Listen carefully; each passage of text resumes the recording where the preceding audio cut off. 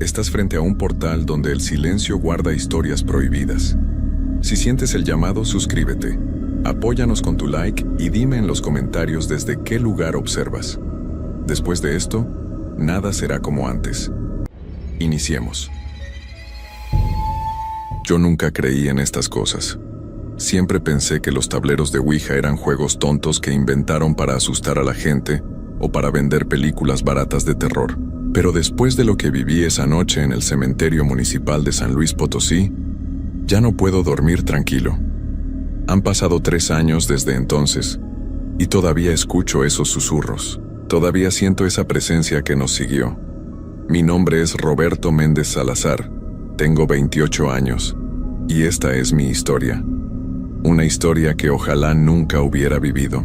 Todo comenzó en octubre del 2021. Yo trabajaba como guardia de seguridad en una bodega de electrodomésticos en San Luis Potosí. El trabajo era tranquilo pero aburrido, sobre todo los turnos de noche. Mi compañero de trabajo se llamaba Daniel Ruiz, un tipo de mi edad que siempre estaba buscando emociones fuertes. Daniel era de esos que se la pasaban viendo videos de terror en internet y leyendo historias paranormales en foros. Yo solo lo escuchaba para pasar el rato, sin creerle mucho la verdad. Una noche de viernes, después de salir del trabajo como a las 6 de la mañana, Daniel me invitó a desayunar unos tacos.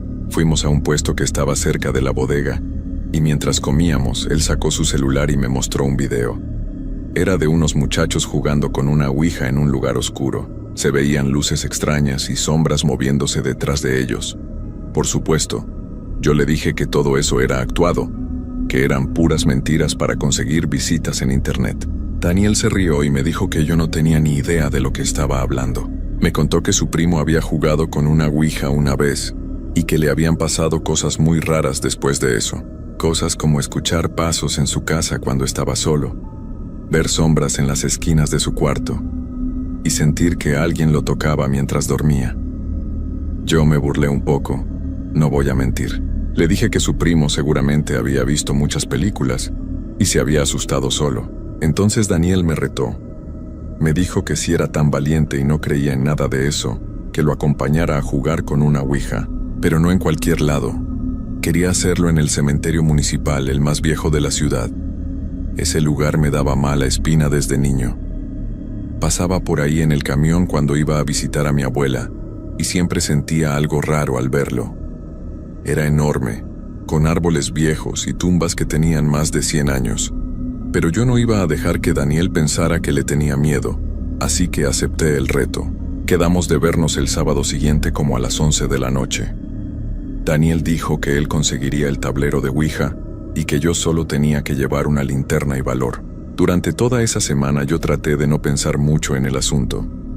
Me decía a mí mismo que solo era un juego tonto, que no iba a pasar nada. Pero la verdad es que conforme se acercaba el sábado, yo empezaba a sentir nervios. No era miedo, o al menos eso me repetía. Era más bien una sensación rara en el estómago.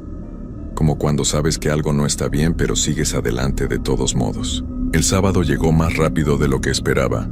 Ese día trabajé mi turno normal pero no pude concentrarme bien. Me la pasé pensando en lo que haríamos esa noche. Uno de mis compañeros, un señor mayor llamado Don Armando, me preguntó si me sentía mal porque me veía distraído. Yo le dije que no era nada, que solo estaba cansado. Él me miró con una expresión rara y me dijo que me cuidara, que había algo en mi cara que no le gustaba. No le di mucha importancia en ese momento, pero ahora me arrepiento de no haberle hecho caso. Salí del trabajo como a las 9 de la noche. Me fui a mi departamento que quedaba cerca del centro de la ciudad. Vivía solo en un lugar pequeño de un solo cuarto, con baño y una cocineta. No era gran cosa, pero era suficiente para mí. Me bañé, me puse ropa cómoda y me preparé un café bien cargado porque sabía que sería una noche larga. A las 10:30, Daniel me escribió por mensaje diciendo que ya iba en camino. Quedamos de vernos en la entrada principal del cementerio. Salí de mi casa como a las 11 menos cuarto.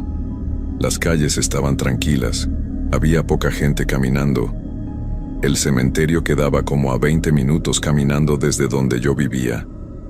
Mientras iba por las calles, empecé a notar que hacía más frío del normal. Era octubre, pero no tanto como para sentir ese frío que me calaba hasta los huesos. El cielo estaba nublado y no se veía ni una sola estrella. Todo estaba oscuro y silencioso de una manera que me ponía incómodo. Cuando llegué a la entrada del cementerio, Daniel ya estaba ahí esperándome. Traía una mochila negra en la espalda y una sonrisa en la cara que me dio mala espina. Me saludó como si nada y me preguntó si estaba listo. Yo asentí, aunque por dentro sentía que debería regresar a mi casa. La entrada del cementerio tenía una reja grande de hierro que normalmente estaba cerrada con candado. Pero Daniel había investigado y sabía que había un hueco en la barda del lado oeste por donde podíamos entrar. Me llevó por una calle lateral hasta encontrar ese lugar.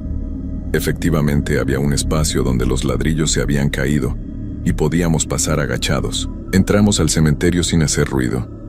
Una vez adentro, Daniel sacó su linterna y me indicó que lo siguiera. El lugar era todavía más tétrico de lo que yo recordaba. Los árboles proyectaban sombras enormes por todos lados, las tumbas viejas estaban todas desniveladas, y algunas tenían las cruces caídas. Había monumentos grandes que parecían casas pequeñas, con puertas de hierro oxidado y ventanas rotas. El pasto estaba crecido y sin cuidar. Se escuchaba el viento moviendo las hojas secas y eso era lo único que rompía el silencio absoluto del lugar. Caminamos por varios minutos entre las tumbas. Daniel parecía saber a dónde iba. Me dijo que había venido antes en el día para encontrar el lugar perfecto. Yo lo seguí sin decir mucho, tratando de controlar los nervios que cada vez eran más fuertes. A medida que nos adentrábamos en el cementerio, la sensación de que algo no estaba bien se hacía más y más intensa. Era como si el aire mismo fuera más pesado, más difícil de respirar. Mis manos sudaban a pesar del frío y mi corazón latía más rápido de lo normal. Finalmente llegamos a una parte del cementerio que estaba más alejada de todo. Era una sección donde las tumbas eran muy antiguas, algunas de 1800 y tanto. Daniel se detuvo frente a una cripta grande que tenía la puerta medio abierta. La estructura era de piedra gris y tenía unas columnas a los lados. Arriba había un ángel tallado que le faltaba una de las alas. El lugar olía a humedad y a algo más que no puedo describir bien. Era un olor rancio, como a cosas viejas guardadas por mucho tiempo. Daniel se quitó la mochila y la abrió. Sacó el tablero de Ouija, que era de madera con las letras y números pintados en dorado. También sacó el indicador triangular que se usa para señalar las letras. Después sacó 2 velas blancas y un encendedor. Me dijo que las velas eran importantes porque ayudaban a que los espíritus pudieran ver mejor. Yo me reí nerviosamente y le dije que eso no tenía ningún sentido, que los espíritus no existían. Él solo me miró serio y me dijo que ya lo iba a ver. Pusimos el tablero en el suelo, justo frente a la entrada de la cripta. Daniel encendió las 2 velas y las colocó a los lados del tablero.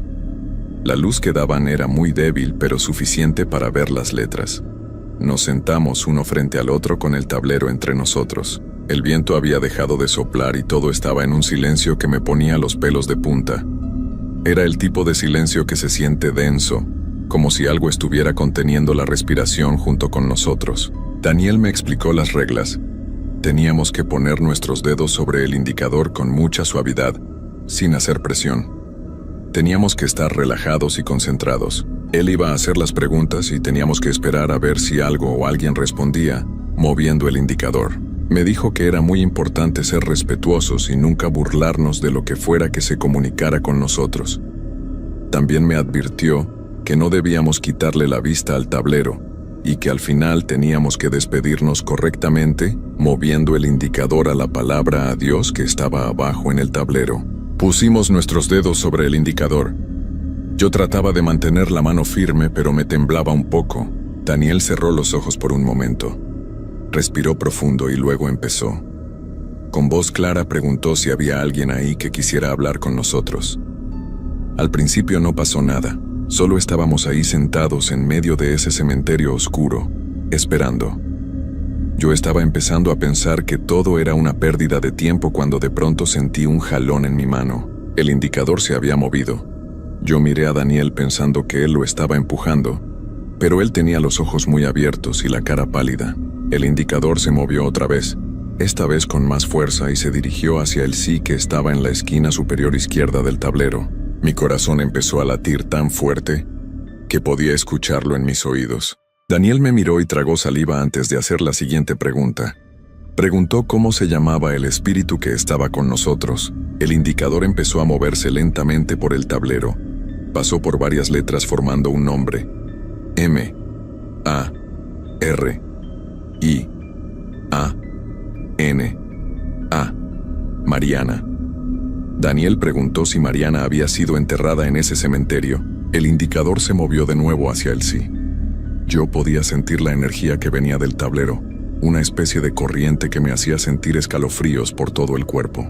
No sé cómo explicarlo bien, pero era como si algo invisible estuviera ahí con nosotros. Algo que podía tocarnos sin que lo viéramos. Daniel siguió preguntando. Le preguntó a Mariana cuántos años tenía cuando falleció. El indicador se movió hacia los números y señaló el 19. Luego Daniel preguntó cuánto tiempo llevaba en ese lugar. El indicador deletreó la palabra 130. 130 años. Eso significaba que había fallecido como en 1890 y algo. Yo no podía creer lo que estaba pasando. Trataba de encontrarle una explicación lógica, pero no había ninguna. Ni Daniel ni yo estábamos moviendo el indicador a propósito, eso era seguro. Entonces Daniel cometió un error. Preguntó cómo había fallecido Mariana. En ese momento la temperatura bajó todavía más. Yo pude ver mi propio aliento saliendo en forma de vaho, aunque no hacía tanto frío. Las velas empezaron a parpadear como si alguien estuviera soplando sobre ellas. El indicador se quedó quieto por unos segundos que parecieron eternos. Luego empezó a moverse de nuevo, pero esta vez de una manera más agresiva, más rápida. Deletreó la palabra dolor. Después se movió otra vez y deletreó la palabra traición. Yo quería quitar mis dedos del indicador y salir corriendo de ahí, pero algo me detenía. Era como si una fuerza invisible mantuviera mi mano pegada a ese pedazo de madera. Daniel estaba igual de asustado que yo, pero siguió preguntando. Le preguntó a Mariana si había alguien más con ella en ese lugar. El indicador se movió con tanta fuerza que casi se sale del tablero y señaló el sí varias veces seguidas. Luego empezó a moverse en círculos rápidos, como si estuviera siendo controlado por algo que tenía mucha energía o que estaba muy molesto. De pronto el indicador se detuvo en seco. Se quedó completamente inmóvil sobre la letra E. El silencio que siguió fue horrible. Era como si todo el cementerio estuviera esperando algo, y entonces lo escuchamos. Un susurro que venía de adentro de la cripta. No podíamos entender qué decía, pero sonaba como una voz de mujer, suave pero llena de tristeza. El susurro se hacía cada vez más fuerte, y parecía que venía de más cerca. Las velas se apagaron al mismo tiempo. Nos quedamos en la oscuridad total con solo nuestras linternas. Daniel encendió la suya y apuntó hacia la entrada de la cripta. No había nada visible, pero el susurro seguía ahí. Ahora parecía que venía de todas partes al mismo tiempo. Yo encendí mi linterna también y la moví alrededor nuestro. Las sombras que proyectaba la luz parecían moverse solas, como si tuvieran vida propia. Daniel intentó despedirnos correctamente. Puso sus dedos de nuevo sobre el indicador y me indicó que hiciera lo mismo. Con voz temblorosa dijo que nos teníamos que ir y que agradecíamos a Mariana por hablar con nosotros. Trató de mover el indicador hacia la palabra adiós, pero no se movía. Era como si algo lo estuviera sosteniendo en su lugar. Intentó otra vez con más fuerza, pero nada. El indicador estaba completamente pegado al tablero. Entonces pasó algo que nunca voy a olvidar. Sentimos una presencia detrás de nosotros. No era algo que pudiéramos ver, pero ambos lo sentimos al mismo tiempo. Era como si alguien estuviera parado justo atrás de nosotros observándonos. El aire se puso tan frío que me dolían los pulmones al respirar. Daniel giró su linterna hacia atrás, pero no había nadie. Sin embargo, la sensación de que algo estaba ahí no desaparecía. El indicador empezó a moverse solo. Ninguno de los dos teníamos los dedos sobre él, pero se movía por el tablero como si manos invisibles lo estuvieran empujando. Se movió rápidamente deletreando algo que nos heló la sangre. N-O-P-U-E-D-E-N-I-R-S-E. No pueden irse. Daniel me miró con los ojos llenos de pánico y yo sentí que las piernas me dejaban de responder.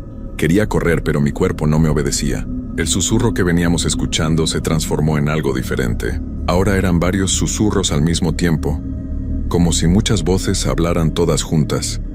No podíamos entender las palabras, pero el tono era amenazante. Daniel dejó caer su linterna y ésta rodó por el suelo iluminando diferentes partes del cementerio mientras giraba. Por un segundo la luz apuntó hacia la cripta y yo juro que vi una figura dentro. Era la silueta de una mujer con un vestido largo, pero donde debería estar su cara solo había oscuridad. La imagen desapareció cuando la linterna siguió rodando. Logré mover mis piernas finalmente y me levanté de un salto. Le grité a Daniel que teníamos que irnos ya. Él también se levantó dejando todo ahí, el tablero, las velas, todo. Empezamos a correr entre las tumbas tratando de encontrar la salida, pero el cementerio ya no se veía igual. Era como si los caminos hubieran cambiado. Corríamos y corríamos, pero solo encontrábamos más tumbas, más árboles, más oscuridad. Mi linterna empezó a parpadear y a hacerse más débil. La de Daniel ya se había quedado atrás donde la había dejado caer. Detrás de nosotros podíamos escuchar algo que nos seguía. No eran pasos exactamente, era más bien como un arrastre, como si algo pesado se moviera por el pasto. Los susurros nos rodeaban por todos lados. Yo miraba hacia atrás cada pocos segundos y cada vez que lo hacía veía sombras que se movían entre las tumbas. Sombras que no deberían estar ahí porque no había nada que las proyectara. Daniel tropezó con una lápida que estaba caída en el suelo. Cayó de cara y se raspó las manos con la tierra y las piedras. Yo me detuve para ayudarlo a levantarse. Cuando lo jalé del brazo, vi que tenía la cara llena de terror mirando algo detrás de mí. Me di la vuelta despacio, con miedo de lo que iba a ver.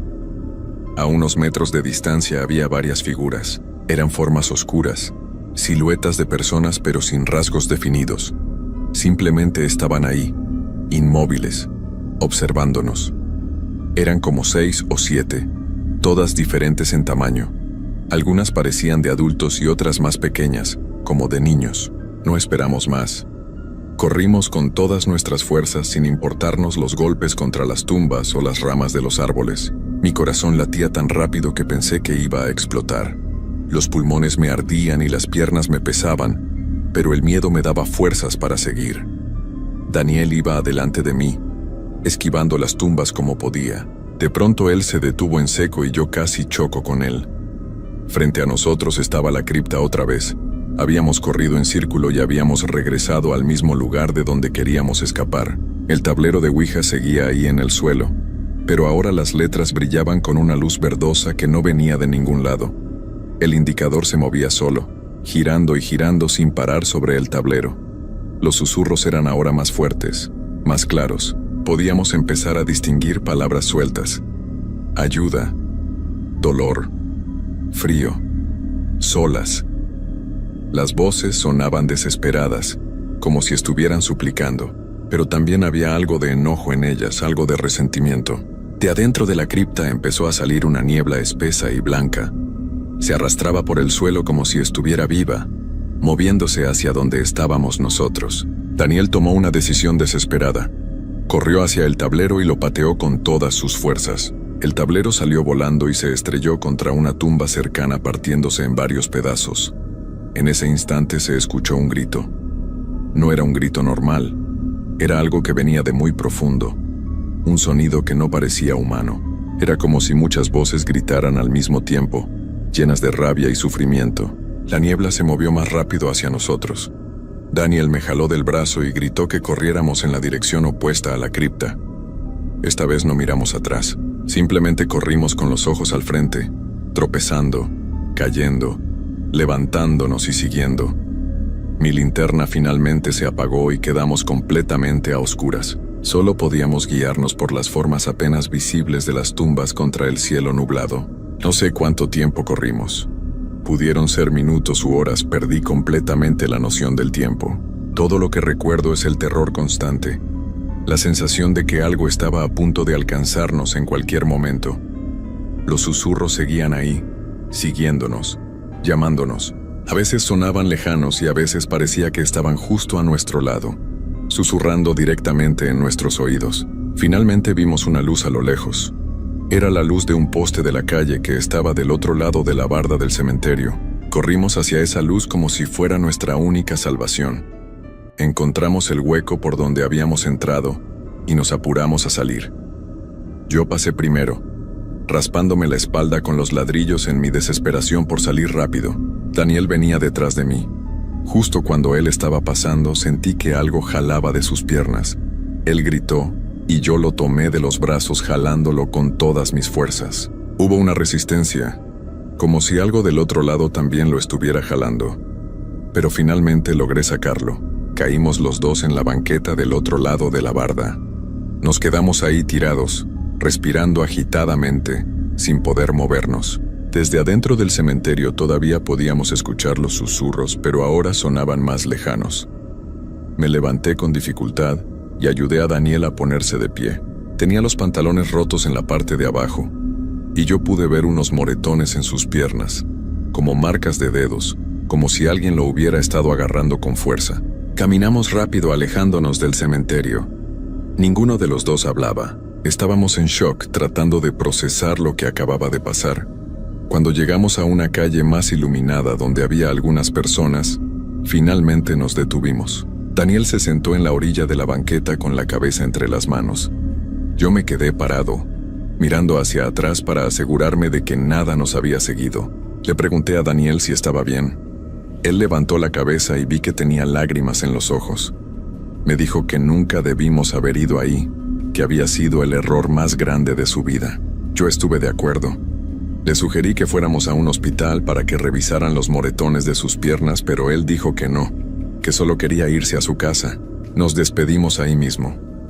Él tomó un taxi, y yo caminé de regreso a mi departamento, aunque me tomó mucho tiempo porque iba despacio, todavía asustado, mirando las sombras de cada esquina. Cuando llegué a mi departamento eran como las 3 de la mañana. Entré, cerré la puerta con seguro y me quedé parado en medio de la sala sin saber qué hacer. Finalmente me senté en el sillón y me quedé ahí hasta que amaneció. No pude dormir. Cada vez que cerraba los ojos veía esas sombras, esas figuras sin rostro que nos habían rodeado en el cementerio. Escuchaba los susurros como si todavía estuvieran ahí conmigo. Los días siguientes fueron horribles. No podía concentrarme en el trabajo. Don Armando me preguntó varias veces qué me pasaba, pero yo no podía contarle. ¿Quién iba a creerme? Daniel dejó de contestar mis mensajes. Intenté llamarlo varias veces, pero nunca respondió.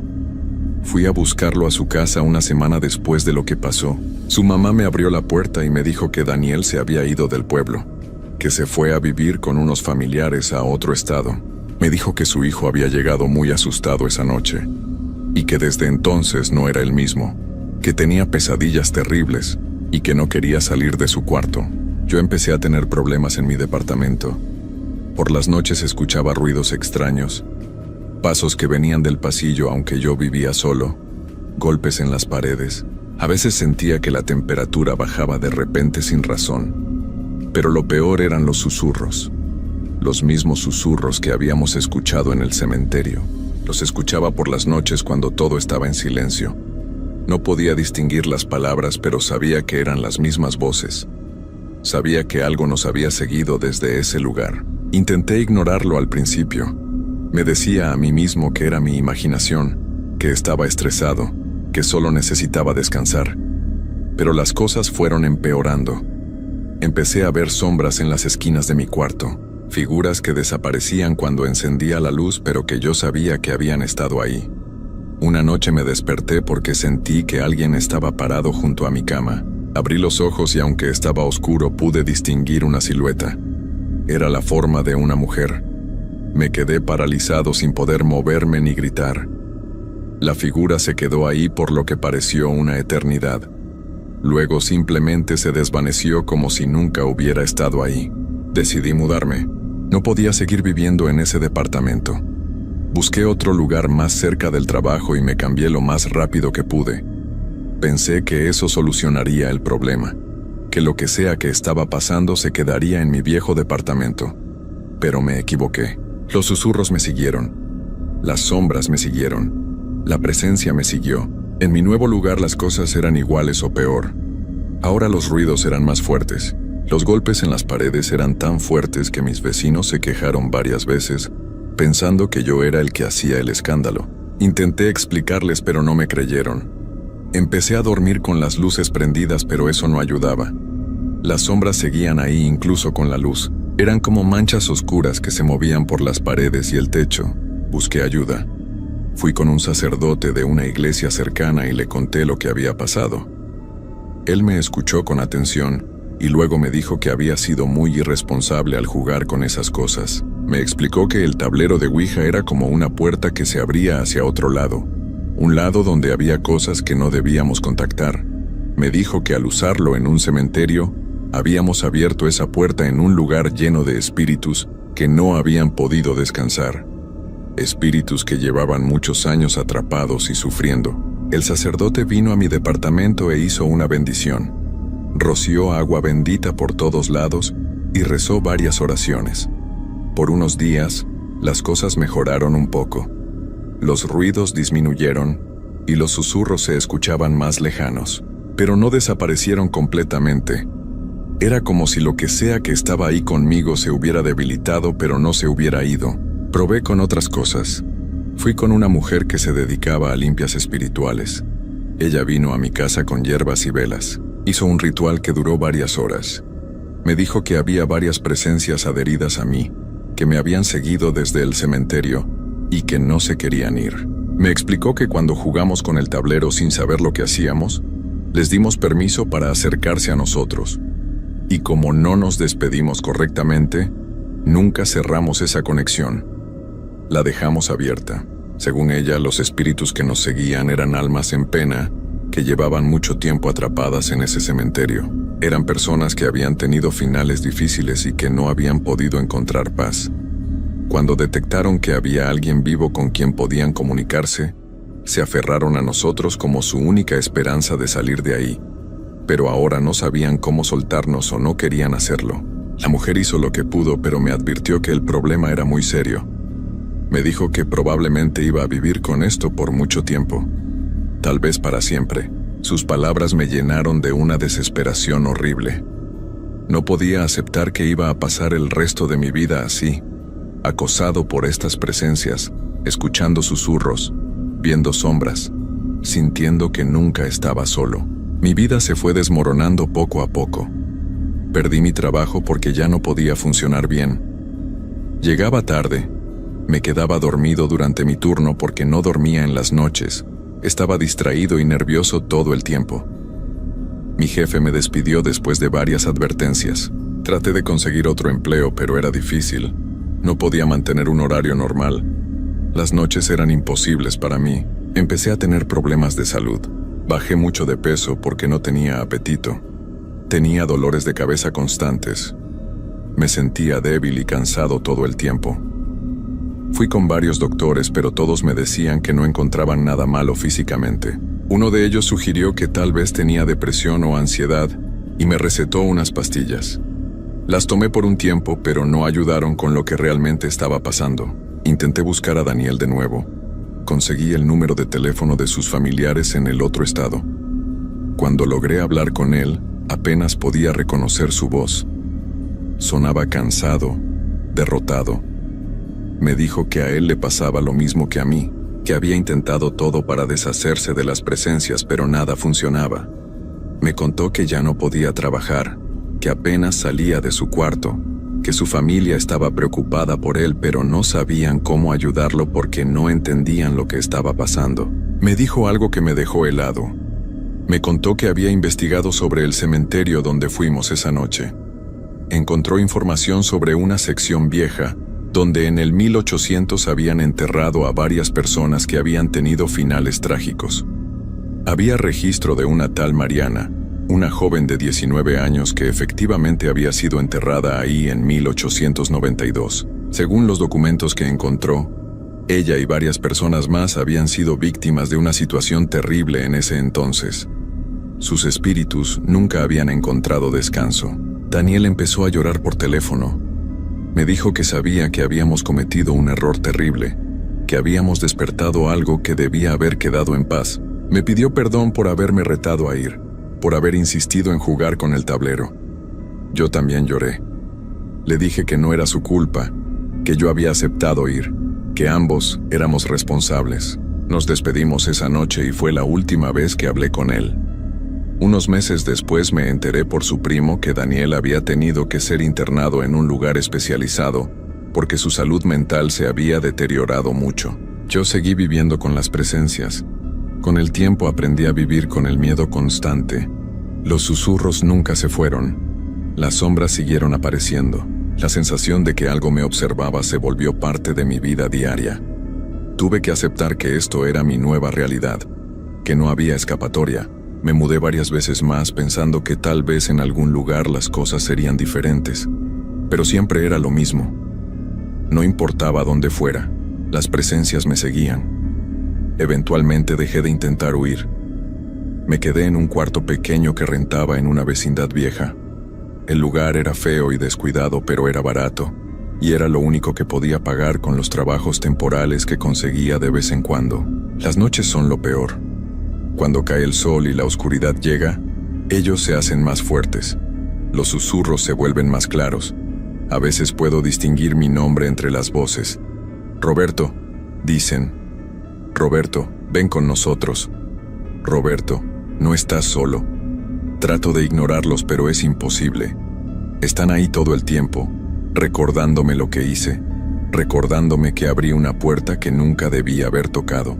He pensado muchas veces en volver al cementerio. Tal vez si regreso al lugar donde todo comenzó, si encuentro el tablero roto y trato de hacer algún ritual de cierre, las cosas podrían mejorar. Pero tengo mucho miedo. Miedo de que si vuelvo ahí, algo peor pueda pasar. Miedo de que en lugar de cerrar la puerta, la abra todavía más. Así que sigo aquí, viviendo un día a la vez, tratando de mantenerme cuerdo, aunque sé que cada vez es más difícil. La gente me evita en la calle porque probablemente me veo raro, demacrado, asustado. No tengo amigos. Mi familia dejó de hablarme porque no entienden lo que me pasa y piensan que estoy loco o que estoy usando sustancias. A veces pienso en qué hubiera pasado si aquella noche hubiera dicho que no. Si hubiera rechazado el reto de Daniel y me hubiera quedado en mi casa. Mi vida sería completamente diferente. Todavía tendría mi trabajo, mi salud, mi paz mental. Pero tomé la decisión equivocada. Jugué con algo que no entendía y ahora estoy pagando el precio. Lo peor de todo es saber que esto nunca va a terminar. Que voy a vivir el resto de mis días así, perseguido por estas presencias, escuchando estos susurros, viendo estas sombras. No hay final feliz para esta historia. No hay solución. No hay esperanza. Si alguien lee esto o escucha mi historia, por favor aprendan de mi error. Nunca jueguen con un tablero de Ouija. Nunca busquen contactar con el otro lado, especialmente en lugares como cementerios donde hay tanto sufrimiento acumulado. No lo hagan ni por curiosidad, ni por valentía, ni por diversión. No vale la pena. Las consecuencias son reales y son permanentes. Yo era escéptico. No creía en nada de esto. Pensaba que todo era ficción, que eran solo historias para asustar. Pero ahora sé la verdad. Sé que hay cosas en este mundo que no podemos ver, pero que están ahí. Cosas que pueden hacernos daño de maneras que nunca imaginamos. Y una vez que las invitas a tu vida, no hay forma de sacarlas. Anoche los susurros fueron más fuertes que nunca. Y por primera vez en mucho tiempo, pude entender claramente lo que decían. Decían que pronto iba a estar con ellos, que mi tiempo se estaba acabando, que finalmente iba a cruzar al otro lado y quedarme atrapado como ellos están atrapados. No sé cuánto tiempo me queda, tal vez días, tal vez semanas, pero siento que el final se acerca, y lo peor es que sé que incluso después de que yo me vaya, mi espíritu probablemente va a quedar atrapado igual que los demás. Voy a ser uno más de esos susurros en la oscuridad. Una sombra más que persigue a los vivos, esperando que alguien sea tan tonto como yo fui y abra otra vez esa puerta maldita. Esta es mi historia. Una advertencia para quien quiera escuchar. Lo que me pasó es real. Los espíritus son reales. Y el tablero de Ouija no es un juego. Es una llave hacia un lugar del que no puedes regresar una vez que has abierto la puerta. Ahora me tengo que ir. Los susurros me llaman otra vez, y esta vez creo que ya no tengo fuerzas para resistirme.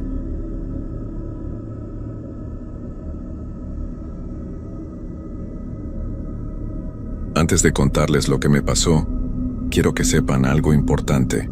Los trabajos de noche cambian a las personas.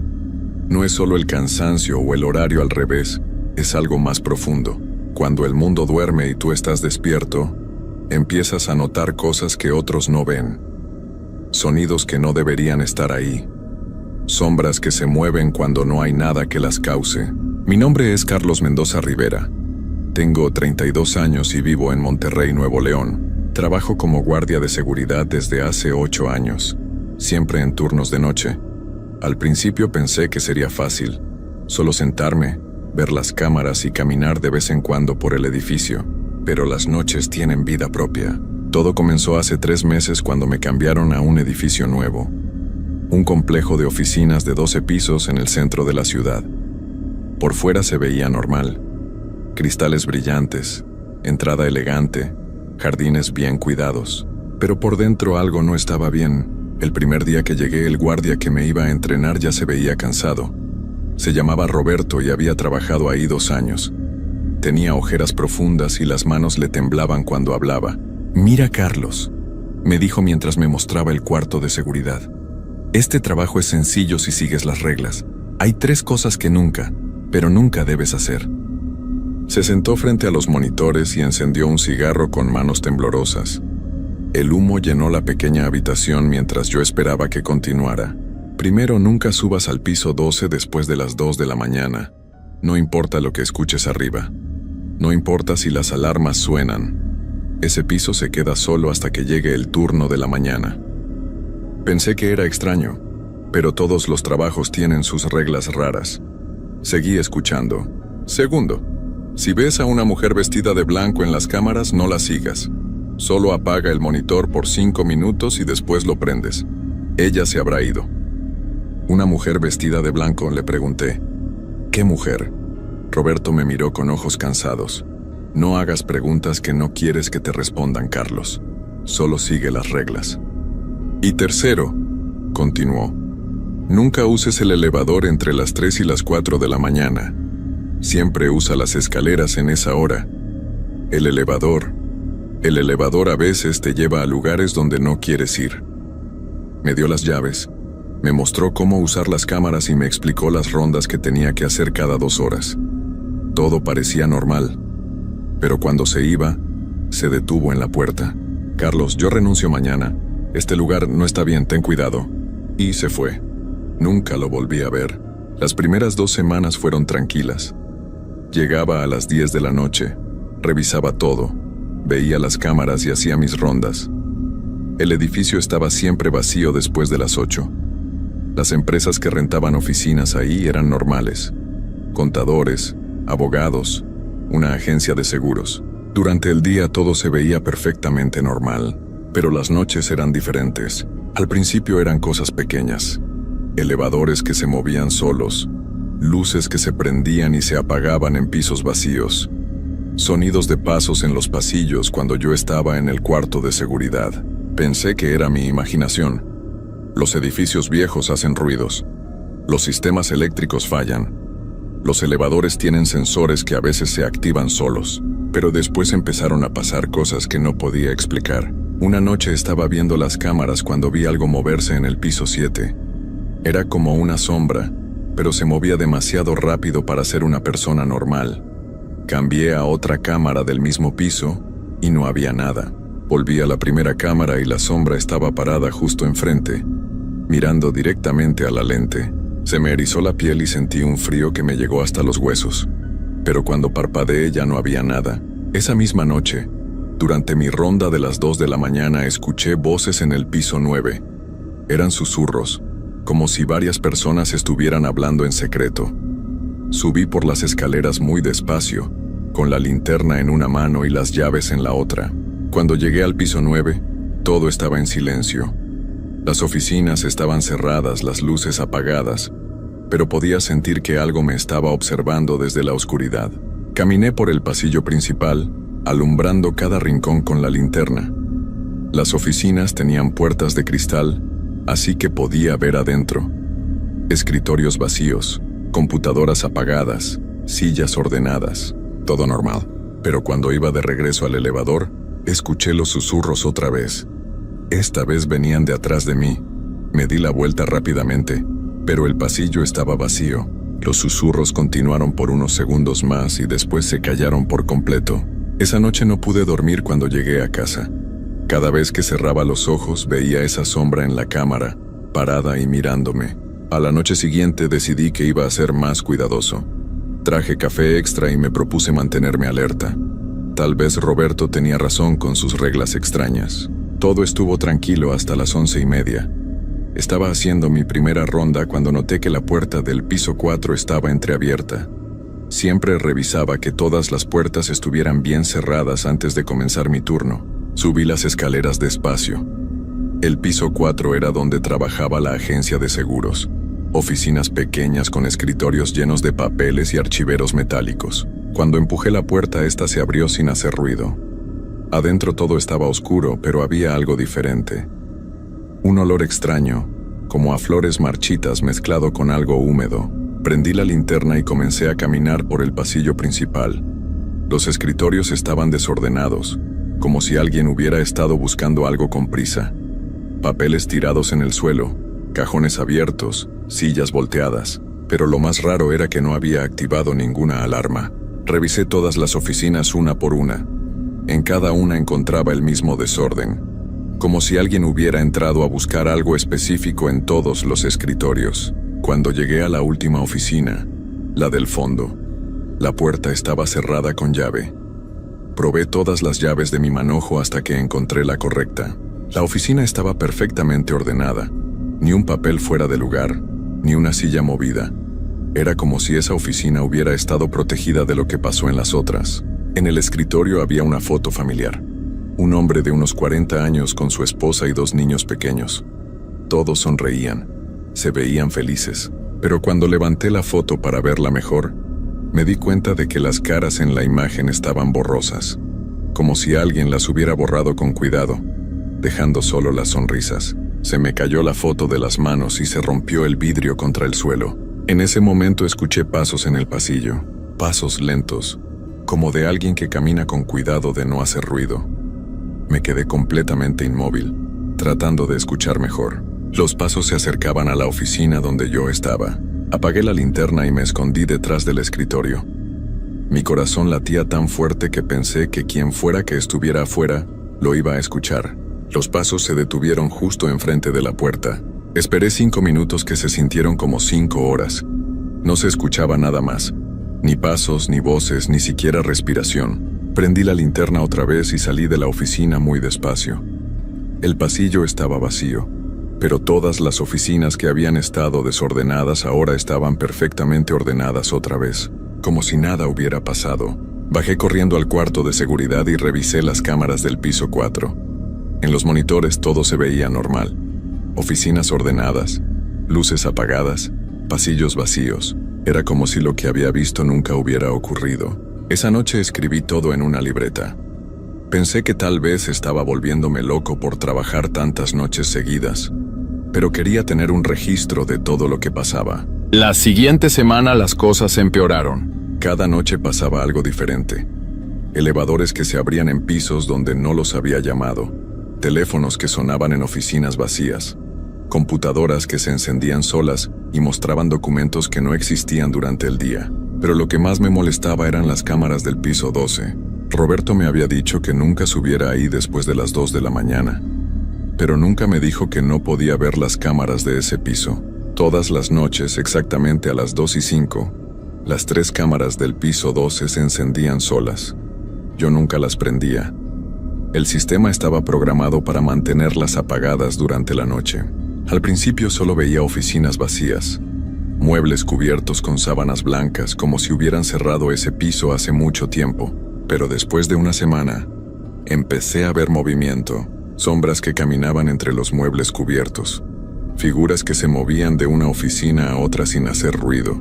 Y siempre, en la cámara del pasillo principal, había alguien parado al final del corredor, una figura completamente inmóvil, mirando directamente a la cámara.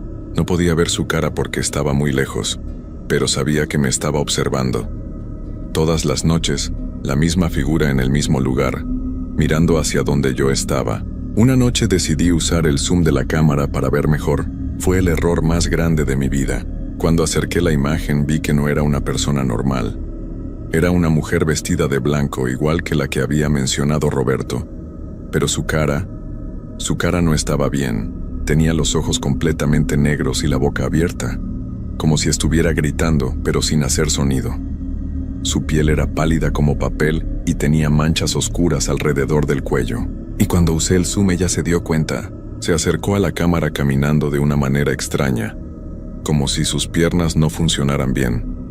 Con cada paso que daba, la imagen se hacía más clara y más horrible. Cuando estuvo justo enfrente de la cámara, puso su cara pegada a la lente. Sus ojos negros llenaron toda la pantalla y pude ver que tenía la boca llena de algo oscuro que goteaba. La pantalla se puso negra. Todas las cámaras del edificio se apagaron al mismo tiempo. Me quedé sentado en la oscuridad total, solo con la luz de emergencia del cuarto de seguridad. No había sonidos, no había nada, solo silencio, pero podía sentir que algo había cambiado en el edificio. Algo que había estado dormido se había despertado, y sabía dónde encontrarme. Esperé 30 minutos antes de intentar prender las cámaras otra vez. Mis manos temblaban cuando toqué los botones del panel de control, una por una. Las cámaras se fueron encendiendo. Primero el piso 1, después el 2, el 3. Todo se veía normal. Pero cuando llegué a las cámaras del piso 12, las pantallas se quedaron negras, completamente negras. Revisé los cables, los fusibles, todo el sistema. Las cámaras del piso 12 estaban dañadas, como si algo las hubiera roto desde adentro. Esa noche no pude hacer mi ronda de las 2 de la mañana. Me quedé encerrado en el cuarto de seguridad hasta que llegó el turno de la mañana. Cuando llegó mi reemplazo, un señor mayor llamado Fernando, le conté lo que había pasado. Él me miró con una expresión muy seria. ¿Ya viste a la mujer de blanco?, me preguntó. Sí, le respondí. La vi anoche en las cámaras del piso 12. Fernando se sentó pesadamente en la silla y suspiró. Carlos, yo trabajé aquí hace 5 años antes de que llegara Roberto. Este edificio tiene historia. Una historia muy mala. Me contó que antes de ser oficinas, el edificio había sido un hospital. Un hospital donde pasaron cosas terribles en el piso 12. Era la sala de maternidad, me explicó. Pero algo salió muy mal hace como 20 años. Hubo un incendio una noche. Se perdieron muchas vidas. Mujeres que estaban esperando bebés, enfermeras, doctores. El piso 12 nunca se volvió a usar después de eso. Lo cerraron y construyeron oficinas en los otros pisos, pero ella nunca se fue. ¿Ella? La enfermera. Dicen que era muy joven, tenía como 25 años. Estaba trabajando esa noche cuando empezó el incendio. Trató de salvar a todos, pero el humo la venció. La encontraron en el pasillo principal, tratando de llegar al elevador. Fernando encendió un cigarro y continuó. Desde entonces, cada guardia que trabaja aquí la ve, siempre vestida de blanco como su uniforme de enfermera. Pero ya no está tratando de salvar a nadie, ahora está buscando a alguien que la acompañe. Los guardias que la ven de cerca nunca duran mucho en el trabajo. Roberto aguantó 2 años, pero ya estaba muy mal cuando renunció. El que estaba antes que él solo duró 6 meses. ¿Qué les pasa?, le pregunté. Empiezan a ver cosas que no están ahí, escuchan voces todo el tiempo. No pueden dormir, algunos terminan en el hospital. Fernando me puso una mano en el hombro. Carlos, si quieres mi consejo, busca otro trabajo. Este lugar no es para cualquiera. Pero yo necesitaba el dinero. Tenía una familia que mantener y los trabajos de seguridad no eran fáciles de conseguir. Decidí quedarme, pero iba a ser más cuidadoso. Las siguientes 2 semanas traté de seguir las reglas de Roberto al pie de la letra. No subía al piso 12 después de las 2. No usaba el elevador entre las 3 y las 4. Y cuando veía algo extraño en las cámaras, las apagaba por 5 minutos. Pero ella sabía que yo estaba ahí. Cada noche la sentía más cerca. Ya no solo la veía en las cámaras del piso 12, empezó a aparecer en otros pisos, siempre de lejos, siempre mirándome a través de las cámaras, y empezó a moverse hacia abajo, Primero la vi en el piso 11, después en el 10. Cada noche bajaba un piso más. Era como si estuviera buscando la manera de llegar hasta donde yo estaba. Una noche, cuando estaba en el piso 5, decidí hacer algo que sabía que era muy mala idea. Decidí subir al piso 12. Eran las 3 de la mañana cuando tomé las llaves y me dirigí a las escaleras. Mi corazón latía tan fuerte que podía escucharlo en mis oídos. Subí piso por piso, deteniéndome en cada uno para escuchar. El edificio estaba completamente silencioso. Ni siquiera se escuchaba el ruido del aire acondicionado. Cuando llegué a la puerta del piso 12, estaba entreabierta. La empujé despacio y entré. El olor me golpeó inmediatamente. Era el mismo olor que había sentido en el piso 4, pero mucho más fuerte. Flores marchitas, humedad y algo más. Algo como humo viejo. El piso estaba exactamente como lo había visto en las cámaras. Muebles cubiertos con sábanas blancas, ventanas tapadas con tablas de madera, pisos llenos de polvo. Pero había algo más. En las paredes había marcas negras, como si hubiera habido un incendio hace mucho tiempo. Y en el piso había huellas. Huellas de pasos que iban de una oficina a otra, como si alguien hubiera estado caminando ahí por años. Seguí las huellas por el pasillo principal. Me llevaron hasta una puerta al final del corredor. Una puerta que tenía una placa que decía Sala de Maternidad. La puerta estaba cerrada, pero cuando puse mi mano en la manija se abrió sola. Adentro había algo que nunca voy a poder olvidar. La habitación estaba llena de cunas viejas. Cunas de metal oxidado cubiertas con sábanas blancas sucias. Y en cada cuna había algo pequeño, como si hubiera bebés durmiendo. Pero cuando me acerqué a la primera cuna y levanté la sábana, no había nada, solo una mancha oscura en el colchón. Revisé todas las cunas. Todas tenían lo mismo. Manchas oscuras donde deberían haber estado los bebés. Y al final de la habitación, sentada en una silla de metal, estaba ella. La mujer vestida de blanco. No se movía. No respiraba. Solo estaba sentada ahí con la cabeza hacia abajo como si estuviera durmiendo. Me quedé parado en la entrada sin atreverme a moverme.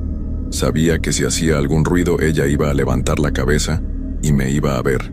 Comencé a caminar hacia atrás muy despacio, tratando de salir de la habitación sin hacer ruido. Pero cuando estaba a punto de llegar a la puerta escuché su voz. Era una voz suave, como de alguien que está muy cansado. «No te vayas», me dijo sin levantar la cabeza. «He estado esperando tanto tiempo que alguien venga a visitarme». Me quedé paralizado. «Tengo tanto que contarte», continuó, «sobre esa noche, sobre lo que realmente pasó aquí». Lentamente levantó la cabeza y me miró. Sus ojos ya no eran negros como los había visto en las cámaras. Ahora eran blancos, completamente blancos. Y su boca seguía goteando esa sustancia oscura. «¿Quieres saber la verdad sobre el incendio, Carlos?». No pude responder. Las palabras se me quedaron atoradas en la garganta. Ella se levantó de la silla muy despacio, como si le doliera todo el cuerpo. Cuando se puso de pie pude ver que su uniforme de enfermera estaba quemado y manchado de algo oscuro. «El incendio no fue un accidente, Carlo», me dijo mientras caminaba hacia mí. «Alguien lo provocó. Alguien que no quería que los bebés nacieran». Con cada paso que daba hacia mí, el olor a humo se hacía más fuerte. El aire se volvía más espeso, como si hubiera humo real llenando la habitación. Yo estaba cuidando a las madres esa noche. Eran 12 mujeres esperando a sus bebés, mujeres jóvenes, felices, con toda la vida por delante. Se detuvo a pocos metros de mí. Pude ver su cara más claramente. Tenía quemaduras en las mejillas y el cuello. Su cabello, que debía haber sido rubio, estaba chamuscado y sucio. Pero él no quería que esos bebés nacieran. Dijo que traerían problemas, que era mejor que se fueran antes de llegar al mundo. «¿Quién?», logré susurrar. «El doctor Martínez, el director del hospital, había estado haciendo cosas terribles aquí por años, cosas que nadie sabía». La temperatura del cuarto bajó tanto que pude ver mi respiración. Las cunas de metal empezaron a hacer ruidos, como si algo se estuviera moviendo dentro de ellas. Esa noche prendió el fuego en la sala de medicinas. Sabía que el humo subiría hasta aquí. Sabía que no tendríamos tiempo de sacar a todas las madres. Empezó a llorar, pero de sus ojos salían lágrimas negras que se deslizaban por sus mejillas quemadas. Traté de salvarlas a todas. Una por una las llevé hacia las escaleras, pero el humo era muy espeso. Y él cerró las puertas desde afuera. Nos encerró aquí para que no pudiéramos salir. Las cunas empezaron a moverse solas, como si hubiera viento dentro de la habitación, pero no había viento. Solo un frío terrible que me calaba hasta los huesos. Las madres empezaron a desmayarse por el humo. Los bebés se fueron antes de nacer. Uno por uno los perdimos a todos. Se acercó más a mí. Ahora podía ver que tenía heridas profundas en los brazos, como si se hubiera lastimado tratando de romper algo. Yo fui la última en irme. Me quedé tratando de abrir las puertas, arañándolas hasta que se me rompieron las uñas, pero no pude. No pude salvarlos. De repente todas las cunas se callaron. El silencio fue peor que el ruido. Por eso sigo aquí, Carlos, porque no pude cumplir mi trabajo, no pude proteger a los bebés. Pero tú sí puedes ayudarme. No me gustó cómo sonó eso. ¿Cómo? Le pregunté, aunque ya no quería escuchar la respuesta. Quédate conmigo. Acompáñame. Ya no quiero estar sola aquí arriba. Han sido tantos años de soledad. Empezó a caminar hacia mí otra vez. Sus pasos no hacían ruido en el piso de madera. Podemos cuidar a los bebés juntos. Podemos asegurarnos de que esta vez estén seguros. Miré hacia las cunas y me di cuenta de algo horrible. Ya no estaban vacías. En cada una había una sombra pequeña, como de un bebé, moviéndose bajo las sábanas. No son reales, susurré. Son tan reales como yo, me respondió. Y necesitan que alguien los cuide, alguien que se quede con ellos para siempre. Cuando estuvo a 1 metro de mí, estiró su mano hacia mi cara. Sus dedos estaban fríos como hielo y olían a humo. Solo tienes que quedarte, Carlos. Solo tienes que cerrar los ojos y quedarte. Pero yo no iba a quedarme. Corrí hacia la puerta tan rápido como pude. Detrás de mí escuché un grito terrible, como de alguien a quien le están arrancando el alma. Corrí por el pasillo. Bajé las escaleras de 3 en 3. Atravesé todos los pisos hasta llegar al cuarto de seguridad. Agarré todas mis cosas, apagué las cámaras y salí del edificio. Nunca volví. Al día siguiente llamé a la empresa de seguridad y renuncié. Les dije que había tenido una emergencia familiar y que me tenía que cambiar de ciudad. Fernando me llamó 2 días después. Carlos, ¿qué pasó? Encontraron el cuarto de seguridad todo desordenado y las cámaras del piso 12 estaban prendidas, pero no se veía nada en las pantallas. Solo pantallas blancas, como si hubiera humo llenando todo el piso. No le respondí. No podía contarle lo que había visto. Ahora trabajo en una fábrica durante el día. Horario normal de 8 a 5. Sin turnos de noche.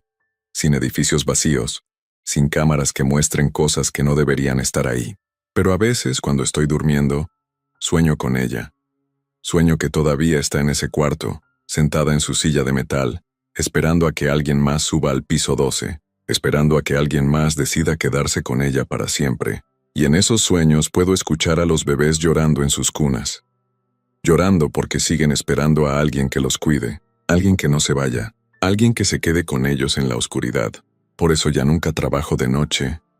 Por eso ya nunca quiero estar solo en un edificio vacío cuando el mundo está durmiendo.